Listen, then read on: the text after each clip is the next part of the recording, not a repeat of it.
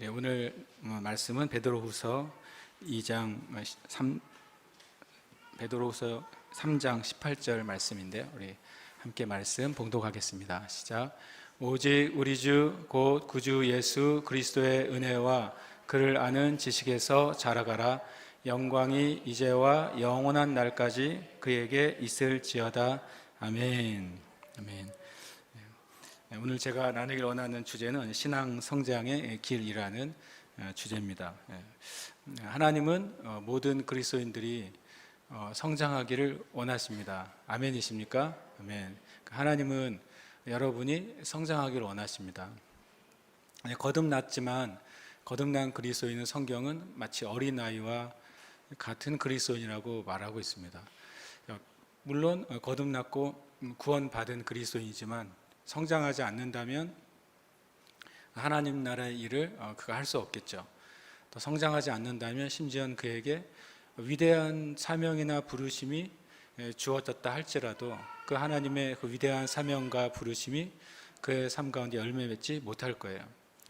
그래서 많은 그리스도인들이 주님을 위해 살기를 굉장히 바랍니다. 그리고 주님을 위한 삶의 열매가 자신의 삶에도 가득하길 바라고, 그래서 내 삶을 통해 하나님이 영광 받으시는 그런 일들이 일어나기를 엄청나게 바라죠. 그런데 실은 또 많은 그리스도인들이 신앙생활을 하면서 시간이 지난 다음에 어떤 고백을 하냐면, 내가 주님을 위해서 별로 특별한 일을 한 게 없어요 라고 하는 고백을 굉장히 심심치 않게 듣게 됩니다. 심지어는 나이가 많이 들어서 예수님 믿을 수도 있잖아요. 그러면 그런 분들은 이렇게 말하죠. 나는 이제 그냥 예수님 믿는 것만으로 만족하지, 제가 특별히 주님을 위해 어떤 일을 하거나 하는 것은 너무 늦은 것 같아요 라고 이제 말하는 것이죠. 그리고 때로는 하나님께서 또 교회를 통해, 때로는 목회자를 통해, 사역자를 통해 어떤 일을 하기를 이제 섬기기를 권유받을 때 많은 그리스도인들이 또 나는 그런 것을 하는데 준비가 되어 있지 않습니다. 또는 그것은 저는 이제 자신이 없습니다 라고 당연히 말합니다. 앞에 말한 것들은 첫 번째로는 겸손이 아닙니다. 성경은 그것을 겸손이라고 말씀하시지 않아요. 그렇게 말하는 것은 사실인가? 사실입니다. 사실이기 때문에 자기가 못 자랐다고 우리가 고백하는 거죠. 사실이기 때문에 내가 준비가 안 됐다고 말하는 거예요. 그런데 실은 하나님은 그걸 둘 다 원하실까요? 여러분과 제가 신앙생활을 오래 했는데 내가 아직 주님을 위해서 열매 맺지 못했습니다 라고 말을 하길 정말 원하실까요? 원하시지 않겠죠, 당연히. 그리고 더 나아가서 하나님이 우리에게 무엇인가 하라고 하셨는데 우리가 저는 준비가 안 됐거나 아직 할 수가 없습니다 라고 말하기를 원하실까요? 그렇지 않잖아요. 실제 원하시지 않습니다. 우리가 이 사실을 잘 생각해 봐야 됩니다. 물론 저나 목회자 그들이 형제자매들을 바로 파악하지 못해서 합당하지 않은 일을 제안할 수도 있겠죠.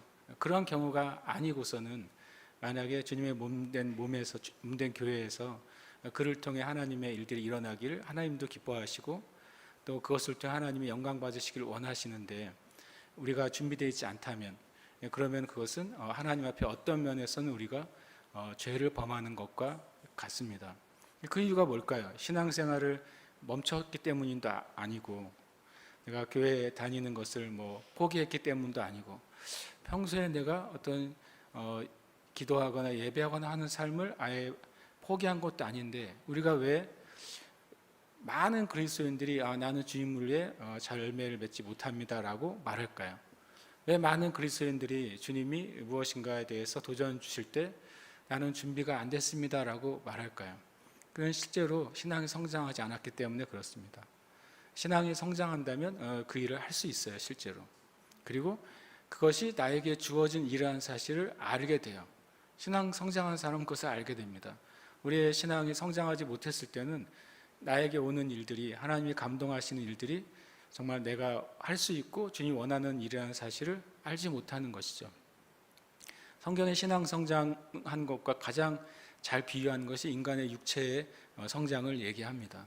인간의 육체의 성장과 신앙의 성장이 그 원리와 원칙과 열매가 같기 때문에 그래요. 내용은 다르지만 그 내용은 같은 것입니다.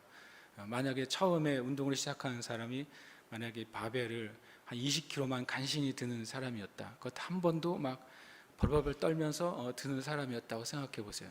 그 사람이 운동을 하지 않는다면 1년 뒤에도 그 사람은 거의 20kg를 드는데 벌벌벌 떨면서 들게 될 거예요. 그 이유는 뭐죠?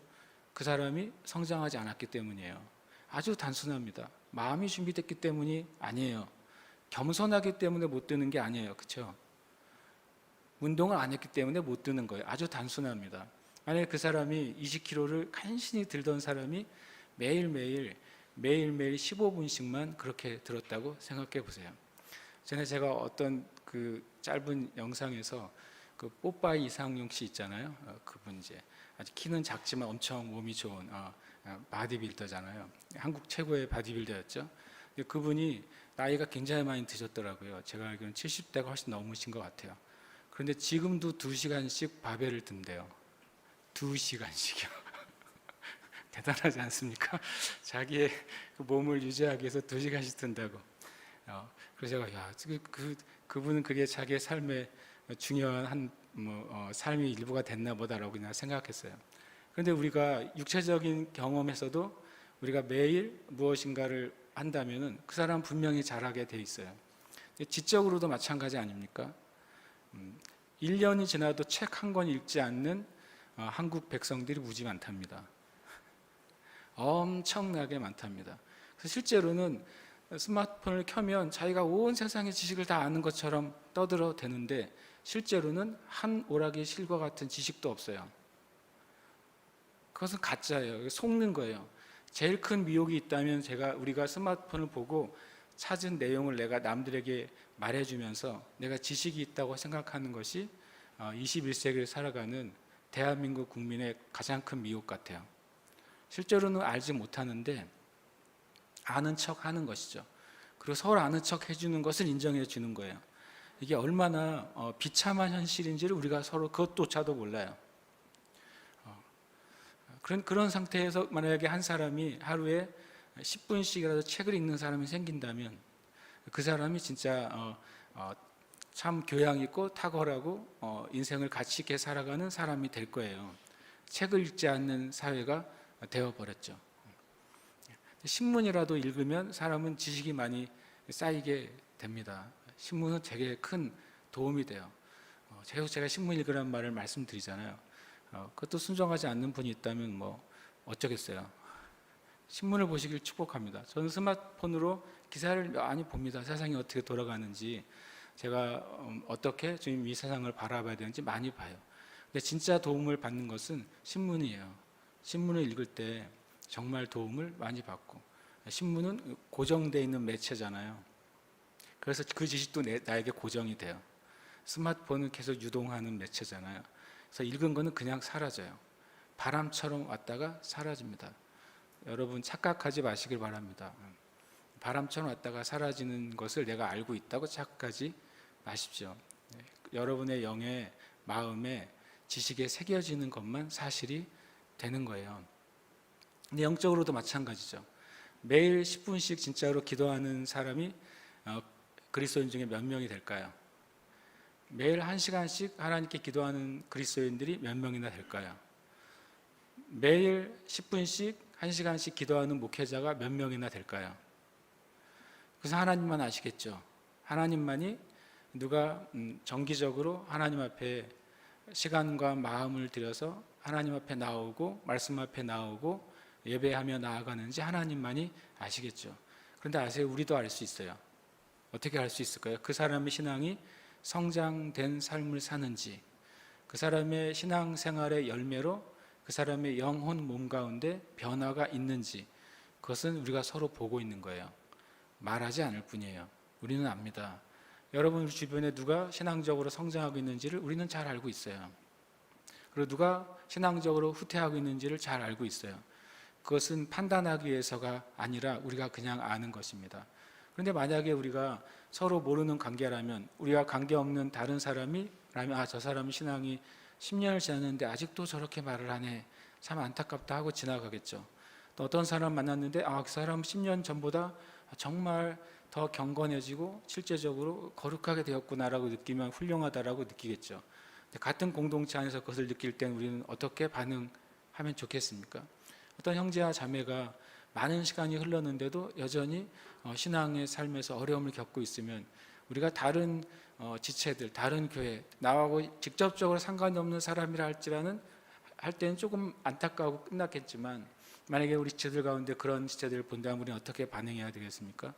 바로 그 사람을 위해 내가 중보해야 되는 거예요. 하나님이 나에게 그 형제나 자매가 신앙이 멈춰 있다는 것을 깨닫게 해주신다면, 그 형제나 자매가 신앙이 오히려 퇴보하고 있고 위기에 처해 있다는 것을 나에게 보여주고 깨닫게 해주신다면 내가 비판하라고 깨닫게 하시는 것이 아니겠죠. 그것을 판단하시는 분은 성령님이시지 내가 판단하라고 깨닫게 하신 게 아니에요. 그것을 우리가 보았다면 그를 위해 간절히 중보해야 됩니다. 왜냐하면 그는 내 몸의 일부이기 때문에 그래요. 우리가 예수 그리스도의 한 몸으로 되어 있잖아요. 연약한 지체를 보면 우리는 내 몸의 일부이기 때문에 그를 위해 중보해야 돼요. 제가 전에 많이 기도했던 것 중에 주님 우리 교회에 믿음이 제일 약한 사람이 믿음이 강해지게 해주세요라고 많이 기도했어요. 그거는 우리 교회를 위해서 한 기도예요. 그래서 예전에 그런 어떤 교회 성장에 대해서 말하는 그런 모델 중에 이렇게 바구니나 물을 담는 그릇을 비유할 때가 있습니다. 그것이 여러 개의 나무들로 세로로 이렇게 만들어진 바구니라면 그 세로로 된 그 나무의 길이가 제일 짧은 것만큼만 어떻게 돼요? 물이 채워지는 거죠. 그러니까 물이 많이 채우려면 그 제일 짧은 막대기를 많이 할수록 더 물이 많이 차게 되는 거예요. 우리 교회의 믿음의 수준 높일 수 있는 길이 뭐겠어요? 뭐냐면 우리 교회에서 제일 믿음이 연약한 자의 믿음이 자라나면 돼요. 그럼 마치 그것의 그릇이 그 사람이 자란 만큼 물이 더 많이 차게 되는 거죠. 지금도 주님께 두 가지를 자주 기도드립니다. 우리 새 예루살렘교회에 속한 모든 형제 자매들은 진짜 구원 얻는 믿음을 갖게 해주세요. 그것보다 더 중요한 기도 제목이 저한테는 없어요. 우리가 하나님 나라에 갔는데 새 예루살렘 교회 성도들 중에 누가 없다 그러면 뭐 하나님 나라에서 내가 슬퍼하지는 않겠지만 거긴 슬픔이 없다 그랬으니까. 그러나 지금의 기준으로 보면 너무 슬픈 것이죠. 저의 첫 번째 기도 제목은 늘 말씀드리면 우리 교회 함께하는 모든 형제 자매들이, 등록한 형제 자매들이 진짜 구원 얻는 믿음을 갖고 인생을 사는 거예요. 두 번째 있다면 가장 연약한 지체가 강해지는 것이죠. 가장 연약한 지체가 강해진 만큼 우리 교회의 평균 믿음이 높아지는 거예요. 그죠? 무슨 말인지 아시겠죠? 레벨이 높아지는 겁니다. 만약에 제가 국어, 영어, 수학, 과학 시험을 봤는데 국어 90점, 국어는 실제로 90점 맞은 적이 있는 것 같습니다. 영어는 그렇게는 맞은 적 없는 것 같고, 만약에 영어 80점, 과학 70점을 맞았는데 수학을 0점을 맞았다. 그럼 평균이 어떻게 되겠습니까? 그 순간 평균이 나락으로 떨어지는 것이죠. 차라리 똑같이 50점을 4개 맞은 사람이 훨씬 더 평균이 높아질 거예요. 그렇죠? 저는 그 기도를 자주 해요. 실제로 주님 우리 교회 내가 보기가 아니라 주님의 기준으로 가장 연약한 상태에 있는 형제들이 강하게 되게 해주세요. 그럼 우리 교회가 그만큼 강해지는 거예요. 그만큼 믿음의 열매를 맺게 되는 것입니다. 신앙 성장의 길, 이것은 정말 중요한 것이죠. 오늘 말씀에 보면 오직 우리 주 곧 구주 예수 그리스도의 은혜와 그를 한 지식에서 자라가라라고 말씀하세요. 이것은 이제 오직이란 말은 베드로후서 3장 17절을 전제로 말씀하고 있다는 것을 우리가 봐야 됩니다. 앞에 무슨 말이 되어 있냐면 베드로후서 3장 17절에 보면 그러므로 사랑하는 자들아 너희가 이것을 미리 알았은즉 무법한 자들의 미혹에 이끌려 너희가 굳센 데서 떨어질까 삼가라. 이 미혹이 있고 미혹에 말려들게 되면 또 미혹에 이끌리게 되면 믿음에서 떨어질 수 있기 때문에 그래서 이 18절을 주게 되는 거죠. 그래서 이 18절 영어 본문을 살짝 보시면 맨 끝에 한글에 없는 단어가 하나 있는 걸 알게 되죠. 아멘이라고 되어 있어요. 그래서 베드로후서가 이 말씀으로 끝나게 되는데요. 베드로 전후서는 특별히 마지막 때를 위한 말씀이라고 한 사실 우리가 압니다. 그럼 마지막 때에는 많은 미혹이 있는데 그 미혹의 목적은 여러분의 사업을 망하게 하려는 게 목적이 아니에요. 미혹의 목적은 최종 목적은 여러분의 건강을 잃어버리게 하려는 게 목적이 아니에요. 이 땅에 있는 마지막 때는 미혹의 최종 목적은 뭡니까?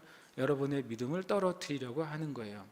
그럼 여러분과 저를 온 세상의 믿는 자들의 믿음을 떨어뜨리려고 하는 믿음이 가득한데 거기에 대한 최선의 방어책이 뭡니까? 그 미혹과 싸우라는 것입니까? 미혹을 밝혀내가지고 공식적으로 이것은 미혹이다라고 많은 사람들이 알려준 것입니까? 그렇지 않다고 성경은 말씀하시는 거예요. 우리는 성경의 방법으로 어둠과 악에 대해서 싸워야 돼요. 맞습니까? 성경의 방법으로 싸워야 돼요. 그런데 가끔 성경의 아닌 방법으로 싸우느라고 많은 에너지와 주님의 몸된 교회의 자원을 허비할 때가 굉장히 많습니다. 성경이 아닌 방법으로 싸울 때는 뭔가 싸우는 것 같아요. 그리고 남들이 보기에 야 뭔가 저 사람은 정말 헌신하는 것 같아요. 그런데 성경의 방법으로 싸우지 않으면 그 미혹의 대상이 결코 사라지지 않는 거예요. 신기하게도 그 싸움은 계속 이어질 뿐이에요. 그 대상이 사라지지 않습니다. 그런데 성경의 방법으로 싸울 때는 그 대상이 사라지게 되는 거예요. 성경의 방법이 오늘 18절의 말씀인 거죠. 여러분과 저의 믿음을 떨어뜨려가는 수많은 거짓과 미혹, 맞서 싸우는 방법이요, 놀랍게도 자라가는 거예요. 그것이 바로 자라가는 것이죠. 구주 예수 그리스도의 은혜 안에서 자라가는 거예요. 그를 아는 지식에서 자라가는 거예요. 이것이 미혹을 싸우는 길이에요. 이걸 잘 알 수 있는 게 그런 거죠. 만약에 예전에 생물 시간에 음수림, 양수림 이런 걸 배우는데 예전 그림이 생각이 나더라고요. 처음에 아무것도 없는 땅에 씨앗들이 이렇게 떨어져요. 그럼 처음에 아주 낮은 풀들이 자라납니다. 그러다가 어쩌다가 이제 나무의 그 뿌리들이 거기에 이제 씨앗이 뿌리를 내리게 되면 나무들이 자라게 돼요.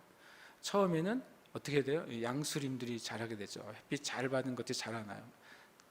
나중에는 중간중간에 천천히 자라지만 계속 자라는 나무들이 있어요. 그것은 기존에 있던 나무들을 훌쩍 뛰어넘어서 그냥 완전히 그냥 하늘까지 자라게 되고, 그리고 그러고 나서는 그 밑에 있는 풀이나 잡초나 그런 것들은 다 그 나무의 그늘 안에 그냥 다 갇혀버리게 되는 것이죠. 영적인 원리에 있어서 미혹과 거짓을 이기는 방법은 굉장히 성경적인 방법은 우리가 자라는 거예요. 그 악이 우리에게 미칠 수 없도록 자라버리는 것이죠. 어둠의 권세가 우리에게 미칠 수 없도록 자라나면 이제 그것에 신경을 쓸 필요가 없어요. 왜냐하면 그 친구들은 나하고 상대가 안 되기 때문에 그래요. 싸울 이유가 없는 거예요. 싸울 필요도 없이 이미 내가 승리한 상태이기 때문에 그런 것이죠. 주님이 두 가지 마지막 때 구주 예수 그리스도의 은혜에서 자라가라고 되어 있습니다. 그리고 그를 아는 지식에서 자라가는 것이죠. 이 자라다라고 하는 뜻은 이제 헬라어로 아욱사노라는 단어를 사용합니다. 근데 우리는 자라난다는 표현이 키가 자라는 것만 생각하는데 실은 아욱사노는 증가하는 의미를 가지고 있어요. 증가하는 거예요. 증가되고 커지는 것을 말합니다. 쉽게 말하면 구주 예수 그리스도의 은혜가 여러분 안에서 증가돼야 돼요. 구원의 은혜가 더 증가돼야 돼요. 예수님이 나를 위해서 죽으시면서 주신 그 은혜들이 자꾸 증가되고 자라나서 커야 돼요. 하나님이 우리를 하나님의 의로 만드셨잖아요. 우리 안에 있는 하나님의 의가 더 견고해지고 그리고 증가돼야 돼요. 하나님 우리에게 주신 그 능력과 은혜가 더 커지고 증가돼야 돼요. 하나님께서 예수 그리스도 통해 우리에게 주신 성령의 은사와 성령의 달란트들이 우리는 계속 커지고 증가돼야 돼요. 거기에 집중하라는 거예요. 그럼 그렇게 잘하게 되면 그 미혹은 우리에게 더 이상 조금의 영향력도 주지 못하게 되는 것이죠. 그리고 그를 아는 지식에서 자라가야 돼요. 여러분이 작년보다 올해 예수님을 더 많이 잘 알게 됐습니까? 그런 표현인 것이죠. 내가 예수님을 더 많이 알게 됐다면 그 사람은 그를 아는 지식에서 자라난 것입니다. 그런데 내가 신앙생활을 오래 했지만 예수님에 대해서 이전보다 더 잘 알지 못하네요 라고 한다면 분명히 여러분은 자라나지 않는 거예요. 자라나지 않는 만큼 그 역사나 열매는 당연히 기대할 수가 없는 것이죠. 사도 바울이 디모데에게 신화에 너의 마음을 두지 말라고 표현했어요. 신화가 뭐냐면 누가 어떻게 했더니 엄청난 일이 벌어졌다더라 라고 하는 그런 세상의 방법인 것이죠. 마치 로또를 맞은 것 같은 일인 거죠. 하나님의 일을 그렇게 생각하는 경우가 있어요. 어느 목사가 어떻게 했는데 대박이 났다.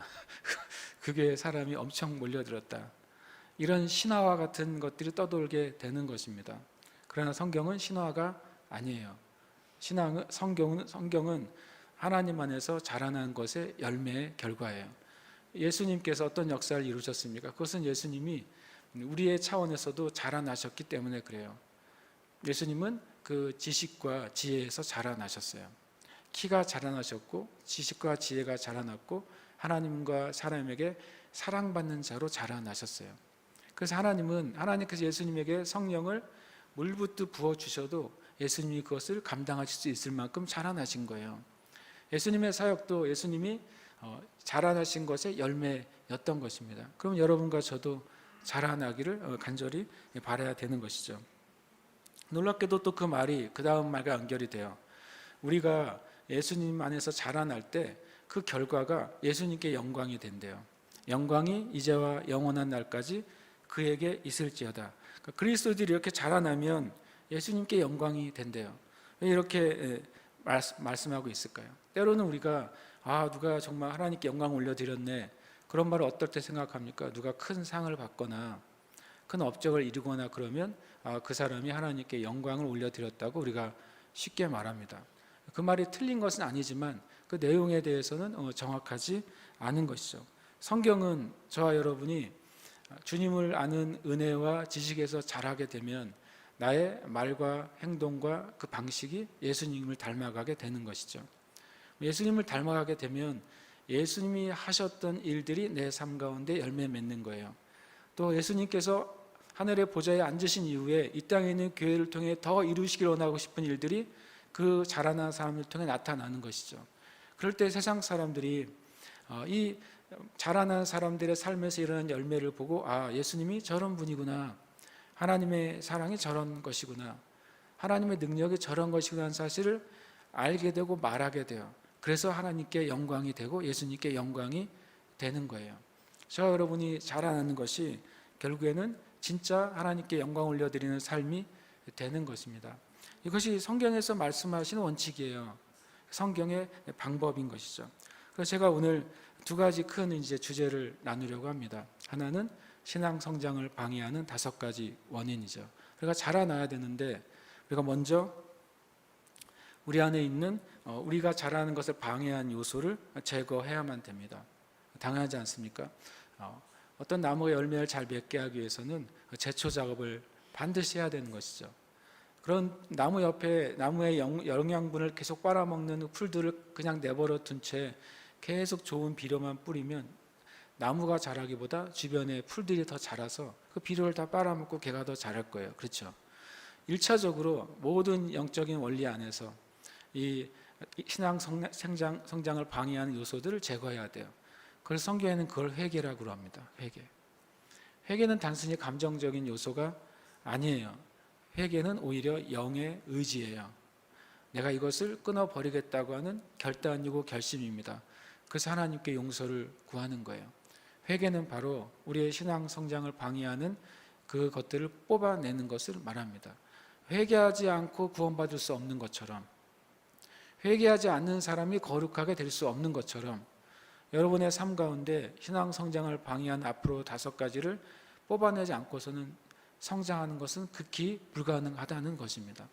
특히 저는 이것을 하는 작은 소책자를 가지고 여러분에게 설명해 주고 싶습니다. 전에도 한번 여러분에게 한번 쫙 돌렸는데 가지고 계신지 아니면 안 읽으셨는지 아니면 어디다 두셨는지 모르겠어요. 회계 목사님의 소책자 중에 은혜 안에서의 성장을 방해하는 5가지라는 아주 작은 소책자예요. 저는 이걸 읽고서 굉장히 마치 구원을 받은 느낌이었어요. 내가 이것을 뽑아내야 되겠다. 수년 전에 이 책자를 읽고서 되게 많이 회개했고 또 이것을 계속 자주 보게 됩니다. 신기하게도 근데 회계 목사님도 이 책에서 자신의 설교가 아니라고 또 말해요. 신기하게도요. 이 서론에 보면 해석인 목사님이 어느 날 자신이 과거의 그 선배들의 신앙 서적을 읽다가 20세기 어느 감리교 설교자의 설교를 읽고서 너무너무 감동을 받았대요. 그 어느 감리교 설교자의 내용이에요. 그 내용을 해기 목사님이 후책자에 적어 놓은 거죠. 우리 교회가 감리교회인데 어느 100년 전에 미국의 어느 감리교 목사님이 한 설교 내용이라고 생각하시면 좋겠어요. 그걸 해기 목사님이 그대로 옮기고 그것에 이제 받은 은혜를 나눈 것이죠. 한번 읽어볼까요? 한글만 읽어보겠습니다. 시작. 경박함, 방탕함, 게으름, 말이 많음, 다른 사람들을 닮아감. 아멘. 이 5가지를 뽑아내야 돼요. 그래서 오늘부터 우리가 이 5가지를 기억하시고 뽑아내는 작업들을 시작하시기를 축복합니다. 아멘. 첫 번째, 경박함입니다. 경박함은 바로 세상 안에서의 그 가벼운 삶을 쫓아가는 것입니다. 요즘은 다 모든 것이 그 본질을 벗어나 있죠. 심지어 뭐 가구조차도 아주 쉽게 말하면 뭐 모든 원목 가구가 다 좋은 건 아니겠지만 요새는 가구조차도 더 가볍고 쉽게 움직일 수 있고 쉽게 조립할 수 있는 것을 이제 선호하는 시대가 되어 버렸어요. 재료까지도 어떤 것을 이제 섞어서라도 편리함을 위주로 가는 게 되어 버렸어요. 편리함은 좋은 것이죠.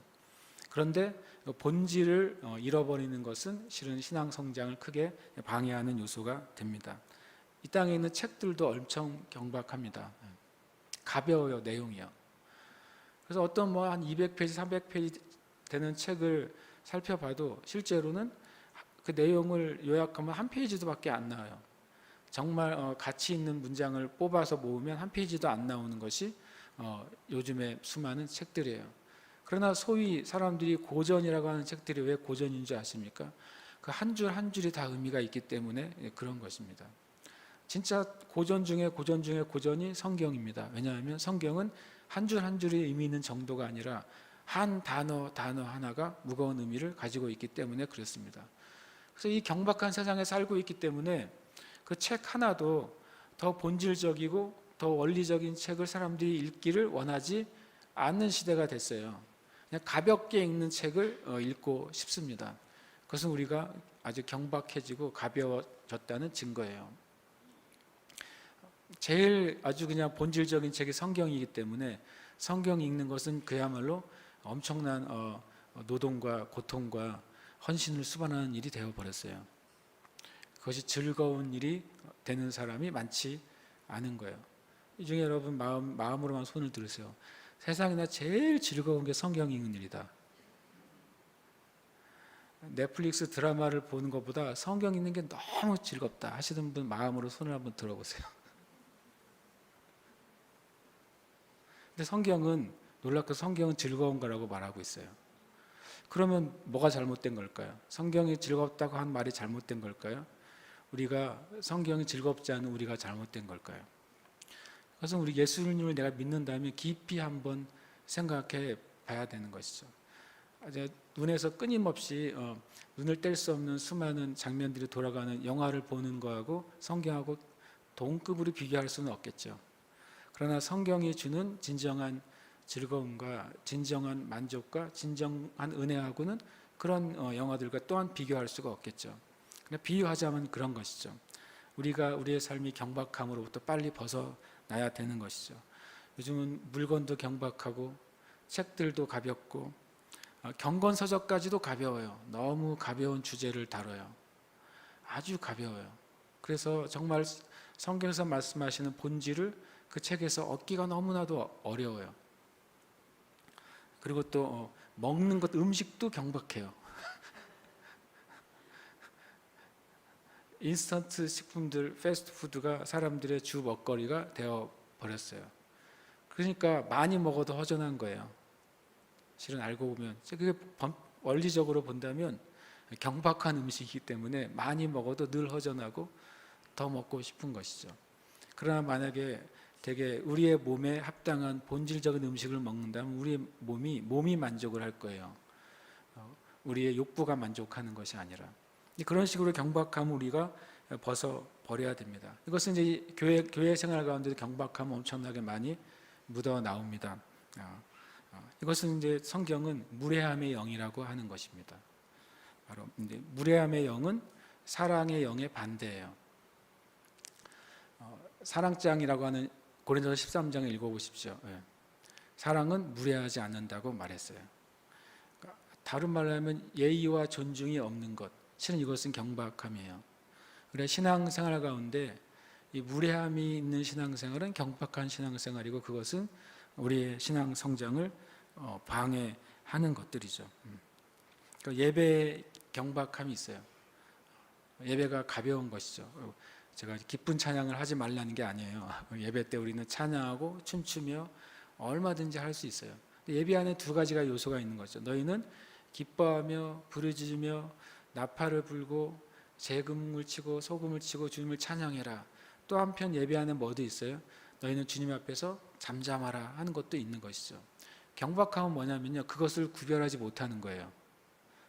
그 둘을 구별하지 못하는 게 예배의 경박함이에요. 다 함께 주님 앞에 정말 내 부끄러움과 상관없이 다윗처럼 정말 주님 앞에 내 몸으로 드리는 예배를 드려야 될 때 함께 참여하고, 그리고 주님 앞에 깊이 물으면서 기도할 때 주님 앞에 깊이 나아갈 줄 아는 것이 이 경박함으로부터 벗어나는 일이죠. 만약에 우리가 깊은 예배 가운데 한 사람 한 사람에게 말씀하시기 시작할 때, 한 사람 한 사람이 선포하기 시작할 때 만약에 누가 일어나서 왔다 갔다 하고 혼자 박수를 치고 그러고 있다면 그 사람은 경박한 거예요. 왜냐하면 다시 말하면 무례한 거예요. 깊은 임재 가운데 주님이 형제자매들에게 한 명 한 명 말씀하고 있는데 막 일어나서 왔다 갔다 한다. 그럼 그 사람은 주님이 말씀하시는 것을 방해하는 거죠.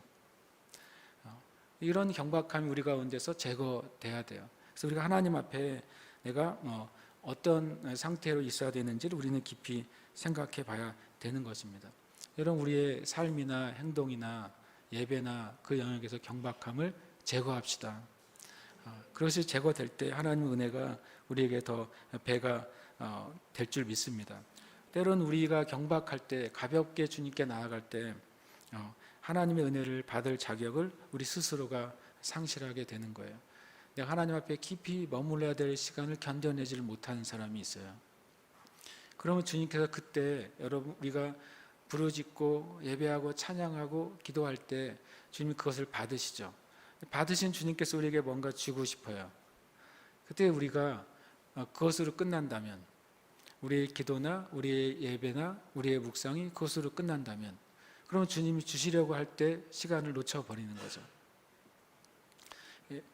첫 번째 선교사가 안디옥에서 파송이 될 때, 그때 그 안디옥에 있는 5명의 교사와 선지자들이 주님을 섬겨 금식했다고 말하고 있습니다.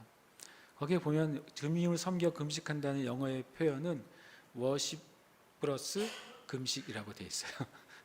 예배하면서 금식했다는 거예요. 주님 앞에 주님을 섬기는 예배를 드렸다는 것이죠. 금식했다고 했으니까 한두 시간 만에 말씀하신 건 아니라는 거 아닙니까? 금식이라는 건 최소한 한 끼, 하루가 넘었을 때를 전제로 하니까 그 5명의 교사와 선지자들이 며칠 동안 주님께 금식하면서 주님을 예배로 섬겼던 것이죠. 그때 성령님이 지명하는 2사람, 그 사람을 세우고 그 사람을 안수하고 그 사람을 파송하라고 말씀하신 것입니다. 교회사에 역사적인 일이 일어난 것이죠. 공식적인 파송 선교사가 그날 일어난 거예요. 이렇게 주님 앞에 우리가 주님 앞에 경박함을 벗어버리고 주님을 섬기며 예배하는 것을 배울 때 놀라운 하나님의 일을 볼 수 있는 것이죠. 고린도전서 11장 27절에 이렇게 말씀합니다. 그러므로 누구든지 주의 떡이나 잔을 합당하지 않게 먹고 마시는 자는 주의 몸과 피에 대하여 죄를 짓는 것이니라. 합당한 것을 말하는 것입니다. 성찬도 합당한 상태에서 우리가 받아야 되는 것처럼 하나님께 우리가 나아가는 그 어떤 모든 것도 합당한 자리에서 나아가야 돼요. 그래야 그것이 우리에게 유익이 되는 것입니다. 두 번째는 방탕함입니다. 방탕함을 우리가 버려야 우리의 삶의 신앙의 성장을 우리가 기대할 수가 있습니다. 방탕함은 뭐냐? 질서 없이 태만하고 부주의하고 단정하지 못하게 제멋대로 행동하는 겁니다. 한마디로 말하면 제 멋대로 사는 게 방탕함입니다. 원래 방탕함이라는 헬라어의 단어는 뭐냐면 의미가 이렇게 제가 됐다는 것을 한번 사전에서 읽었는데요. 배가 있으면 배에 딸려오는 작은 배들이 있습니다. 그렇죠? 모선이 있고 그 모선 뒤에 이렇게 딸려오는 배들이 있어요.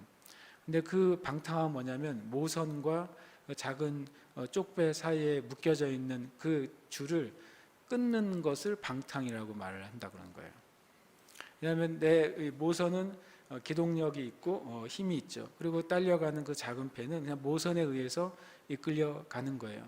그러니까 그 작은 배는 스스로 노를 젓거나 바람을 타지 않아도 모선에 연결 있는 것만으로도 계속 항해할 수 있고 계속 길을 갈 수가 있죠. 근데 방탕은 뭐냐면 그것과 그 배와 작은 배 사이의 줄을 스스로 끊어버리는 거죠. 그 순간 그 배로부터 자유롭게 된다고 착각하는 거예요. 그러나 실상은 어떻게 되는 것이죠? 망망대해를 끊임없이 헤매는 존재가 되는 거예요. 방탕함은 질서가 없음을 말합니다. 내 삶의 우선순위와 질서가 없는 삶을 말하는 것입니다. 이 방탕엔 세 종류의 최소한의 방탕함이 있는데요. 빌립보서 4장 8절 말씀 이후에 한번 같이 읽겠습니다. 시작. 무엇에든지 참되며 무엇에든지 경건하며 무엇에든지 옳으며 무엇에든지 정결하며 무엇에든지 사랑받을 만하며 무엇에든지 칭찬받을 만하며 무슨 덕이 있든지 무슨 기림이 있든지 이것들을 생각하라. 성경의 기준의 생각의 기준은 이겁니다. 여러분이 이 말씀을 한번 깊이 묵상해 보시길 바랍니다. 생각은 죄가 시작되는 곳이에요. 생각은 또한 거룩도 시작되는 곳입니다. 생각을 주님 제 생각을 고쳐주시옵소서라고 40일을 기도해도 안 바뀔 겁니다. 왜냐하면 우리가 생각을 고쳐야 되거든요. 우리가 고칠 수 있거든요. 그리고 우리 보고 고치라고 말씀하셨거든요. 그러니까 저와 여러분이 생각을 고치는 방법은요, 아주 단순한데요. 내가 내 생각에 대해서 브레이크를 걸어야 돼요. 내 마음속에 있는 죄된 생각이 들어올 때 그것을 즐기지 않아야 되는 것입니다. 새가 내 머리 위를 지나가서 날아갈 수는 있죠. 그러나 새가 내 머리에 앉는 것은 내가 쫓을 수 있는 거예요. 우리의 생각 가운데 음란한 생각이나 파괴적인 생각이나 부정적인 생각이나 절망의 생각, 실패의 생각, 우울감의 생각, 그런 오해의 생각들이 끊임없이 지나다닐 수는 있습니다. 그러나 그것이 내 안에 자리 잡도록 내가 허용해서는 안 되는 거예요. 생각은 오로지 저와 여러분에게 달려 있습니다. 또 마귀는 우리에게 수많은 거짓말들을 속삭일 때 그때 마귀에게 우리가 동의하지 않아야 됩니다. 어느 날 케네스 목사님께 누가 찾아와서 목사님 내 머릿속에 마귀가 더 이상 공격하지 못하게 기도해 주세요. 이렇게 얘기했대요. 수많은 머리에 공격이 많이 들어오는데 이제 목사님의 그 기름 부음으로 이 마귀가 더 이상 내 머리를 내 생각에 공격하지 못하게 기도해 주세요라고 말했어요. 그때 해경 목사님이 이렇게 말했답니다. 그러면 자매님이 죽도록 기도해 드릴까요? 라고 말했대요. 아니요, 저를 죽도록 기도해 주시는 마세요. 그랬더니 아니 그 마귀의 생각이 전혀 마귀의 공격이 없어지려면 하늘나라에나 그것이 없는데 그럼 제가 자매님을 위해 죽도록 기도해야 되겠네요 라고 말했대요. 참 놀랍게도 우리가 이런 식의 방식의 생각을 갖고 있는 거예요. 주님이 그냥 생각을 차단시켜 주시는 은혜가 있었으면 좋겠다. 그런 일은 없습니다. 왜냐하면 우리가 이 방탕으로부터 우리 자신을 지켜야 되고 지킬 수 있기 때문에 그렇습니다. 이 생각의 방탕함 이상으로 우리 삶의 습관의 방탕함이 많이 풀어져 있습니다. 그것은 뭐냐면 습관의 방탕함은 목적이 없는 습관들이에요. 여러분이 반복적으로 행동하고 있는데 그 행동에 목적이 없어요. 목적이 없는 습관은 우리를 방탕함으로 이끌게 만들고 많은 시간들을 낭비하게 만듭니다. 그런 것으로부터 우리는 벗어날 필요가 있는 것이죠. 요즘 제가 꼭 경건의 습관은 아니지만 한 가지를 좀 많이 없애려고 노력하는데 예전에 비해서 이제 커피를 덜 마시기 시작했어요. 그 이유 하나는 제가 이제 말씀을 나누고 기도하는데 우리 사모님이 목소리가 이제 조금씩 나이가 드는 목소리가 난대요. 그래가지고 이게 내가 성대를 주님을 위해서 내가 잘 다스려야 되겠다라고 이제 찾아봤더니 목소리나 성대에 가장 안 좋은 영향을 주는 것 중에 하나가 카페인이더라고요. 그리고 그 중에 대표적인 게 커피였어요. 그 다음에 이제 탄산이었어요. 뭐 콜라나 사이다, 음료수에 있는 탄산이 이게 목소리에 아주 안 좋다는 거예요. 제가 그걸 안 읽었으면 계속 먹었을 텐데 그 읽어버려가지고 그래서 고민을 하다가 나 이거 습관을 버려야 되겠다. 실은 제가 이제 새벽 예배 마치고 이제 기도하다가 이제 제가 이제 가지고 있는 습관은 이제 한동안도 못하다가 다시 시작을 했는데 새벽에 마치고 말씀 보다가 어느 시간이 되면 일어나서 이제 종합운동장까지 걸어가는 거죠. 종합운동장에 걸어가서 거기에 있는 수많은 어르신들과 함께 종합운동장 옆에 있는 운동기구들을 하는 거예요. 젊은 사람, 내가 젊은 사람이에요. 거기 가면 확실히 젊습니다. 제가 가면은 그래서 운동을 하고 다시 걸어서 종합청사 뒤편에 있는 또 거기에 이제 집에 가는 길이에요. 거기에 가면 이제 철봉이 있어요. 그러면 철봉에서 이제 내 나이만큼 턱걸이를 하는 거죠. 나이가 들수록 많이 하게 되겠죠, 제가. 그래서 오래 살수록 턱걸이를 많이 할 거예요. 그걸 한 다음에 이제 집에 가는 거예요. 집에 가서는 좀 씻고서 아침에 커피를 한 잔 내려서 먹는 거였거든요. 근데 이제 그 커피를 먹는 시간을 제가 안 하기로 한 거죠. 목적을 가지는 이제 습관을 제가 이제 하나를 없앤 겁니다. 그래서 굉장히 적은 양의 커피를 최근에 마시게 됐는데 어쨌든 그렇다고 해서 제가 더 졸리거나 또 그렇지도 않더라고요. 방탕함이 뭔지를 이제 제가 생각할 때 목적이 없는 습관을 그리고 좋은 목적이 아닌 습관을 계속 하는 거예요. 이게 방탕함이에요. 하나님과 우리 사이에 있어서 마치 무엇인가 수리되지 않는 상태인 거죠. 이 책에 보면 소책자 이런 말이 있어요. 자신이 아는 어느 나이 많은 목사님은 이렇게 표현했대요. 나는 어느 목회자가 그 목회를 잘 할지 못할지를 딱 보면 알 수 있다고 말을 했대요. 뭐 어떻게 하냐 그랬더니 첫 번째로는 그가 섬기는 교회에 가서 그 교회에 뭔가 고장난 거나 망가진 것이 있는데 그걸 계속 방치해 두고 있다. 그러면 그 목회자는 목회를 잘 못할 거라고 생각한대요. 그것이 고장난 것을 인식하지 못하고 그것을 계속 바로잡으려고 노력하지 않는다는 거예요. 두 번째로는 그의 책상이나 그의 방에 갔을 때 정리정돈이 안 돼 있는 목회자를 보면 이분은 목회가 성공하기 어렵겠구나라고 생각한대요. 그런데 그분이 그 나이 많은 목사님의 평생의 경험을 보면 그게 그대로 맞았답니다. 자신의 삶이 방탕하지 않고 정돈이 되어 있는 사람은 분명히 열매를 맺을 가능성이 그렇지 않은 사람보다 훨씬 높다는 사실을 그분은 경험으로 아는 것이고, 성경은 분명하게 그러한 방탕함의 습관은 음란으로 나아가고 그 방탕함의 습관은 신앙을 성장하지 못하게 만든 아주 주요 요소가 된다는 것이죠. 세 번째, 이 생각의 습관, 그 다음에 생각의 방탕함, 그 다음에 습관의 방탕함, 세 번째로는 생활의 방탕함입니다. 생활의 방탕함이 있어 두 가지 요소가 있는데, 하나는 이성에 대해서 우리가 열려있는 태도를 가질 때 이것은 생활의 방탕함이에요. 형제나 자매에 대해서 우리가 늘 경건한 태도와 마음이 없이 그냥 열려있는 사람들이 있습니다. 우리가 흔히 뭐라고 말하면 마음이 흘러간다 그러죠. 마음이 흘러간 사람들에게는 그런 이제 삶의 방탕함이 있는 거예요. 직접 음행을 행하거나 직접 죄를 짓지는 않지만 마음이 열려 있을 때 그것은 그 사람의 신앙 성장에 큰 방해 요소가 되는 것입니다. 그리고 마귀가 그것을 통해 얼마든지 악을 가져다 놓을 수도 있는 것이죠. 이렇게 보면은 너무 고지식한 인생을 살아야 되는 게 아닌가요? 라고 누가 해경 목사님한테 물었대요. 그랬더니 이렇게 말했대요. 나는 차라리 지옥에 가는 것보다 고지식함을 선택하겠습니다. 아주 좀 어떻게 보면 너 진짜 고지식한 대답이다라고 말할 수도 있지만, 우리의 삶의 이 방탕함을 끊어버릴 때 분명히 영적인 성장, 신앙의 성장을 담보할 수 있을 거예요.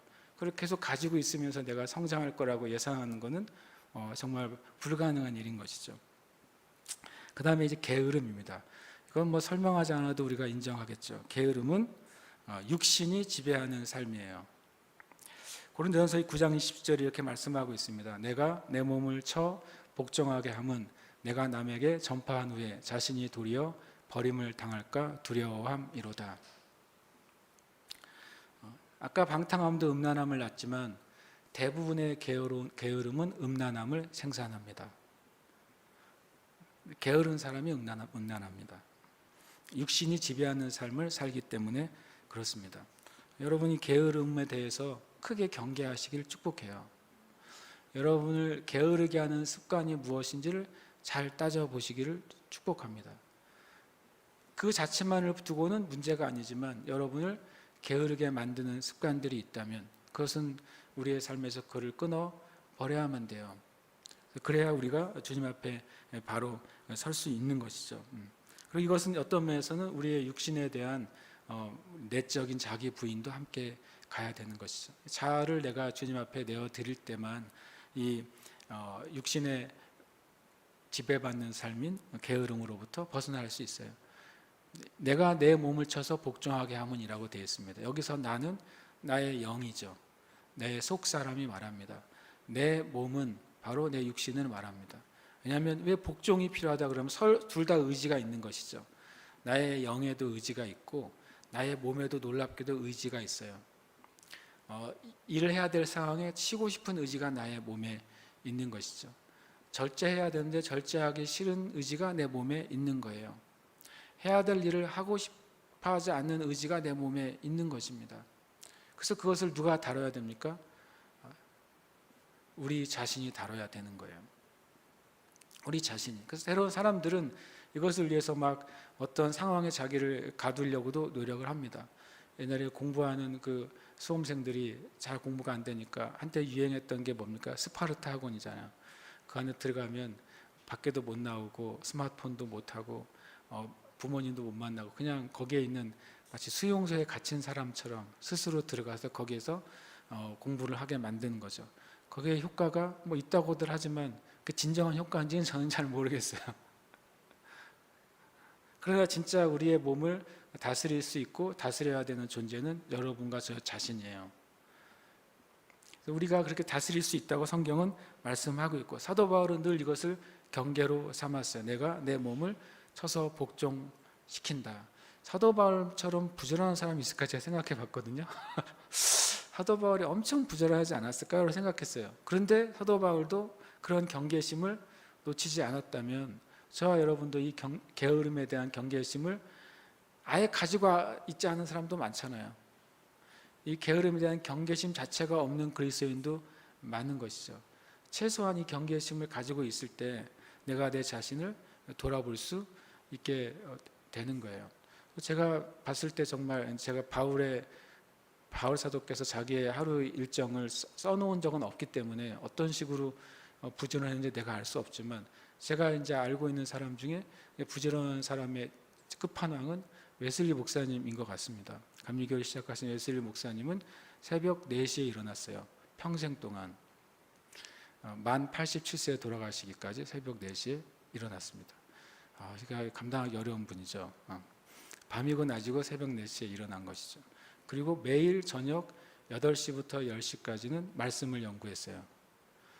이것도 또 참 감당하기 어려운 것이죠. 그래서 속으로 말했어요. 그때는 TV가 없었잖아. 그때는 스마트폰이 없었잖아. 이렇게 생각했는데 제가 매일 저녁을 말씀을 평생을 연구하고 또 그때 편지를 쓰고 글을 쓰고 이렇게 했다는 거예요. 아침부터 저녁까지 굉장히 주님을 위해 살려고 노력을 많이 했어요. 그분 평생 일기를 썼기 때문에 하루의 일정이 항상 나오거든요. 그리고 되게 재미있는 것은 그렇다고 쉬지 않는 삶을 산 게 아니라 몸이 피곤하고 내가 어떤 일을 할 수 없을 때 10분, 20분씩 그 자리에서 잠을 잤대요. 그리고 다시 회복하고 다시 그 일을 하고 그것을 한 것이죠. 그분이 만 87세에 돌아가셨을 때 그 돌아가신 것을 이제 의사가 이제 선언을 해줘야 되잖아요. 그 의사가 했던 말이 기록이 되어 있어요.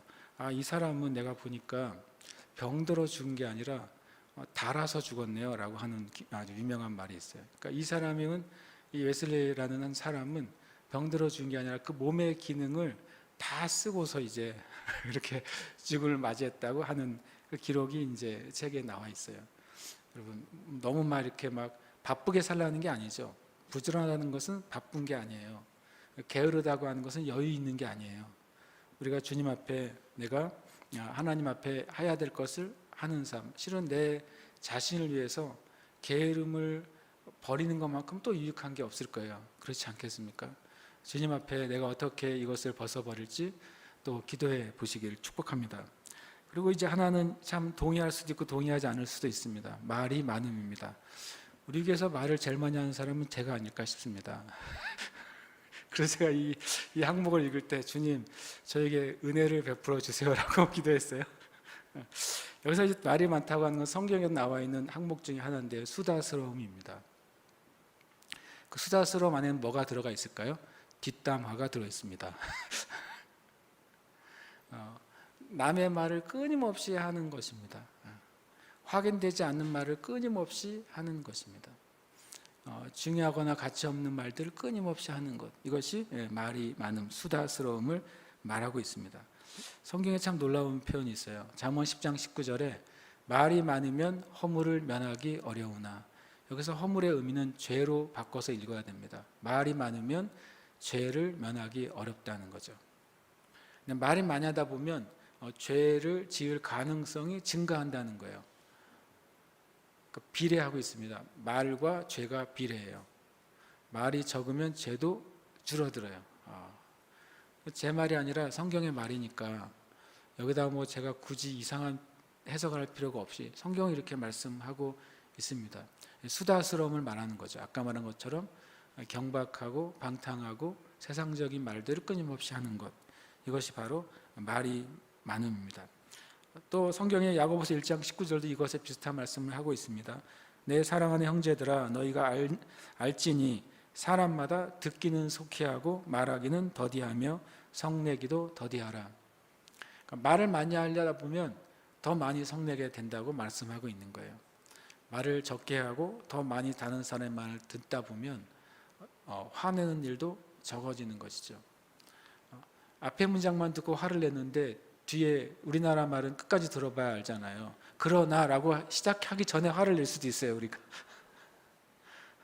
그래서 제가 많이 회개했어요. 저도 이 부분에 있어서 나도 너무나 성급하게 결론을 내리거나 성급하게 생각할 때가 얼마나 많은가. 제가 이 5가지를 자주 보게 돼요. 그리고 저 자신을 돌아보는데 아직도 정직하게 저는 되게 부족하다고 생각해요. 이 5가지 영역에서. 그래서 주님 앞에 계속 제가 이 주님의 은혜를 방해하는 요소들을 계속 뽑아내야 되겠다. 여러분, 잡초는 한 번 뽑으면 1년 뒤에 뽑습니까? 아니잖아요. 잡초는 계속 뽑아야 돼요. 그 사람이 좋은 정원도 유지하고 좋은 밭도 유지하고 좋은 비즈니스 유지하는 거예요. 그렇죠? 그리고 좋은 영적인 삶과 열매도 유지하는 것입니다. 아멘. 우리 사모님이 저한테 아침에 예언을 했어요. 내가 이 2 주제를 얘기한다니까 오늘 못 하실걸요? 나한테 그랬어요. 내가 뭐라고 말했냐면 아니에요, 나는 할 수 있어요 라고 말을 했어요. 이럴 수가. 그래서 오늘 여기까지 해야 될 것 같아요. 그다음에 한 가지 마지막에 다른 사람들을 닮아가며요. 그래서 뭐냐면 그냥 성도 간의 교제를 하지 말라 이런 의미가 아니라 세상적인 기준과 세상의 삶을 닮아가는 것은 영적 성장의 치명적인 장애물이 된다는 거예요. 근데 심지어는요, 믿음 안에서도 어떤 사람을 닮아가는 것을 제가 본 적이 있어요. 제가 예전에 이제 섬겼던 그 단체에 어떤 훌륭한 메신저가 있었어요. 그분을 되게 사람 닮아가기를 원해가지고 한 10년쯤 지나니까 거의 성대모사 수준의 메신저들이 나오더라고요. 얼굴 모양, 표정도 비슷하고 말의 그 악센트도 비슷해요. 제가 신기하게 해서 뭐 저렇게 닮았네. 완전히 1, 2, 3가 엄청 많더라고요. 근데 실은 미안하지만 그렇게 닮으라고 하시는 게 아니에요. 우리는 하나님만을 닮아야 돼요. 우리는 예수님만을 닮아야 되는 것이죠. 만약에 우리에게 존경할 만한 분이 계시다면 그분을 닮는데 그 사람이 아니라 그분 안에 나타나는 그 주님의 형상을 닮아야 되는 거예요.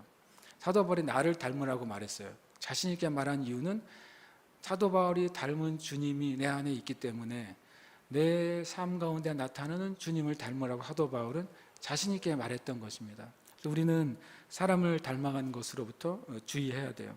요한일서 2장 15절에 이 세상이나 세상에 있는 것들을 사랑하지 말라 그랬어요. 사랑은요, 우리가 어떤 대상을 닮는데 최고의 길이에요. 요즘 보니까 좀 표현이 그렇지만 사람들이 다 개같이 되는 것 같아요. 왜냐하면 강아지를 보고 나 이 강아지를 너무 사랑해요 이런 표현을 자주 하시더라고요. 많은 분들이 사랑하면 닮습니다.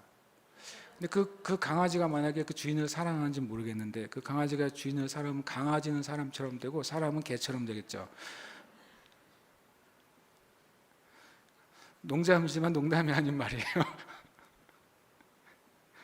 우리는 사랑하는 대상을 정말 닮게 된 존재들이에요. 우리의 영은 사랑하는 대상을 닮아가요. 그래서 우리가 세상을 사랑할 때, 세상에 속한 것을 사랑할 때 우리는 그것을 닮아가게 될 것입니다. 근데 정말 예수님을 사랑하기로 결정하고 예수님을 사랑하기 시작할 때 예수님을 계속 닮아가게 될 것입니다. 여러분, 우선순위를 바르게 해야 돼요. 그래서 내 안에 사랑이 내 삶을 지배하는 최고의 우선순위가 돼야 되고 무엇을 사랑해야 할지 우리가 결정을 해야 되는 것입니다. 저 여러분이 그 결정을 하게 되시기를 축복합니다. 아멘. 이것은 다음 주에 해야 되겠습니다. 아무래도. 그래서 좀 뭐가 되게 많죠. 그러니까 그래서 요것만 우리가 좀 고백합시다. 함께 고백하겠습니다. 시작. 나는 경박함을 버린다. 나는 방탕함을 버린다. 나는 게으름을 버린다. 나는 말이 많음을 버린다. 아멘. 나는 사람들을 닮아감을 버린다. 아멘. 함께 말씀 한번 이건 다음 주에 해야 될 내용이고요. 우리 말씀 한번 죄송합니다. 네, 같이 한번 읽겠습니다. 시작. 오직 우리 주 곧 구주 예수 그리스도의 은혜와 그를 아는 지식에서 자라가라. 영광이 이제와 영원한 날까지 그에게 있을지어다. 아멘. 우리에다가 우리 자신의 이름을 넣어서 읽겠습니다. 시작. 오직 공령의 주 구주 예수 그리스도의 은혜와 그를 아는 지식에서 자라가라. 영광이 이제와 영원한 날까지 그에게 있을지어다. 아멘. 아멘. 그리고 함께 이 시간 고백하겠습니다. 시작. 나는 경박함과 방탕함과 게으름과 말이 많음과 사람들을 닮아감을 버린다. 아멘. 주님 분명히 우리에게 자라가라고 말씀하세요. 미혹의 세대 가운데 우리가 살고 있고, 그래서 그것을 이기는 것은 바로 예수님을 닮아가는 것입니다. 예수님에게 주신 은혜가 내 삶을 가득 채우는 것이고, 또 그분을 닮아서 그분이 말씀하시는 것, 그분이 행하시는 것을 내가 잘 알고 그대로 쫓아가는 삶입니다. 시간 함께 기도할 때 주님, 내 삶 가운데 나의 신앙의 성장을 방해하는 이 요소들을 제가 오늘 끊어내겠습니다. 그리고 내가 주님을 알아가는 것에 내 마음을 더 두고 주님을 닮아가는 것에 내 마음을 더 두는 삶을 살아가겠습니다. 함께 이 시간 기도하겠습니다. 하나님 아버지 감사합니다. 하나님, 우리가 자라기를 원하시는 하나님 아버지, 나의 삶에 열매가 있기를 원하는 하나님 아버지 감사합니다. 내 삶을 통해 하나님 역사가 나타나기를 원하시는 하나님 아버지께 감사합니다. 하나님 주님, 우리의 삶 가운데 이 경박함과 방탕함과 게으름과 말이 많음과 사람들을 닮아가는 것으로부터 우리 자신을 지켜내기를 원합니다. 이 모든 것을 제하여 버리고 하나님 안에서 자라가는 삶을 살기를 원합니다. 저 앞에 더 높은 삶을 살기를 원합니다. 성령님, 이 시간 은혜 내려 주시옵소서. 성령님, 시간 역사하여 주시옵소서. 우리의 마음에 바른 결심이 서게 해 주시옵소서. 우리의 생각에 바른 결심이 서게 해 주시옵소서. 하나님 앞에 이 결심대로 바로 살아가는 삶을 살아가도록 축복하시고 역사하여 주시옵소서. 주여, 우리의 영이 회복되게 하여 주시옵소서. 우리 영의 주님 앞에 회복되게 해주시고 영의 의지가 회복되게 해주시옵시고 영의 결심이 서게 해주시옵소서. 그래서 참된 영의 사람으로 살아가도록 주여 은혜 내려주시고 역사하여 주시옵소서. 제 마음과 생각을 새롭게 하여 주시옵소서. 주님 은혜 내려주시옵소서.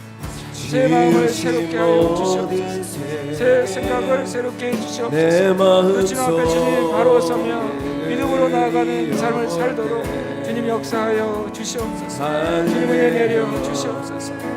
주님을 찬양합니다. 주님을 찬양합니다. 주님 찬양합니다. 감사합니다. 아멘. 하나님 아버지 감사합니다. 우리의 삶 가운데 우리의 신앙의 성장을 방해하는 5가지 요소들을 살펴봅니다. 주님, 우리 모두가 이 5가지 요소 가운데 하나님 연결되는 많은 것들이 있음을 고백합니다.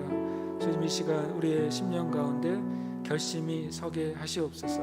내 삶 가운데 이런 것들을 뽑아내고 제거하기를 시작하게 하여 주시옵시고, 하나님께서 원하시고 하나님께서 우리를 통해 나타내기 원하시는 진정한 신앙의 성장과 그 성장의 열매들, 하나님의 영광의 열매들이 가득한 삶으로 이끌어 주시옵소서.